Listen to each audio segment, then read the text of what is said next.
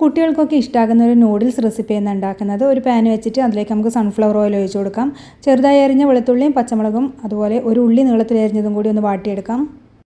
അപ്പോൾ ഹോട്ടലിൽ നിന്നൊക്കെ കിട്ടുന്ന തരത്തിലുള്ള നൂഡിൽസിൻ്റെ റെസിപ്പിയാണ്. എല്ലാവർക്കും ഒരുപാട് ഇഷ്ടമാകുന്ന റെസിപ്പിയാണ്. അപ്പോൾ നമ്മൾ ഉള്ളി ഒന്ന് വാടി വരുന്ന സമയത്ത് ഇതിലേക്ക് പച്ചക്കറികൾ ചേർത്ത് കൊടുക്കാം. ക്യാരറ്റ്, അതുപോലെ ബേബി കോൺ, പിന്നെ കുറച്ച് ക്യാപ്സിക്കം നീളത്തിൽ അരിഞ്ഞതാണ് ചേർത്ത് കൊടുക്കുന്നത്.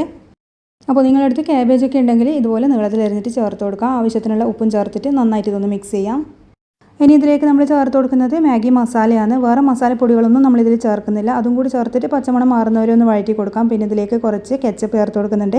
അതൊരു ടേബിൾ സ്പൂൺ ചേർക്കാം. അതുപോലെ ഒരു ടേബിൾ സ്പൂൺ നമ്മൾ സോയാ സോസ്, പിന്നെ ഒരു 1/2 ടേബിൾ സ്പൂൺ വിനാഗിരി, പിന്നെ കുറച്ച് കുരുമുളക് പൊടിയും കൂടി ചേർത്തിട്ട് നന്നായിട്ടൊന്ന് വഴറ്റാം.